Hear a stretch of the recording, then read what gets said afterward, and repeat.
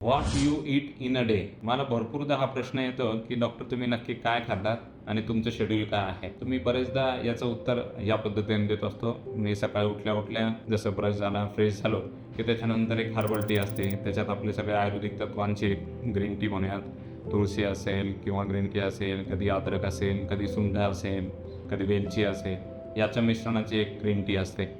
कधी-कधी black coffee with घी यापैकी एक असतं. त्याच्यानंतर थोडा प्राणायाम योगा करून मी भिजवलेले बदाम, अक्रोड, मनुका, अंजीर यापैकी असतं. त्यानंतर माझं जे जेवण असतं ते अगदीच लवकर असतं. म्हणजे 10:30-11 वाजता माझं लंच सकाळचं जेवण हे कंप्लीट असतं. त्याच्यात भाजी, पोळी, वरण, कधी-कधी भात, भाकरी याचा समावेश असतो. नक्कीच तुपाचा वापर हा माझ्या जेवणात मला आवडतो. त्याच्या जोडीला कधी-कधी ऋतूनुसार थंडी नसेल, पावसाळा नसेल तर बटर मिल्क, ताक नक्की असतं फोडणी दिलेलं.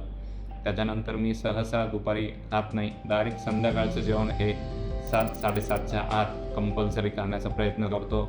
अगदीच फक्त सणवार किंवा अगदीच घरातली काही अडचण असेल ती सोडून मी एक 7-7:30च्या आत संध्याकाळचं जेवण नक्कीच होऊन जातं. त्याच्यात पुन्हा भाजी, पोळी, वरण यापैकी असतं. वरण हे मी आवश्यक घेत असतो, ज्याच्यात प्रोटीनचा समावेश जास्तीत जास्त आहे त्याच्यामुळे. आणि सगळ्या फळभाज्या असतील, पालेभाज्या असतील, हे ऋतूनुसार आपल्या आयुर्वेदाच्या ऋतुचर्येनुसार मी पूर्णपणे फॉलो करण्याचा प्रयत्न करत असतो.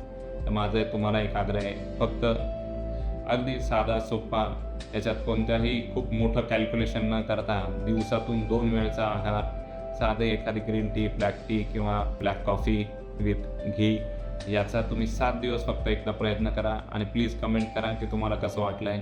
खूप मोठा तामझाम न करता साधा सोप्पा आपली भारतीय जीवनशैली, आहारशैली आपण फॉलो केली तर काय बदल होतो प्लीज मला शेअर करा.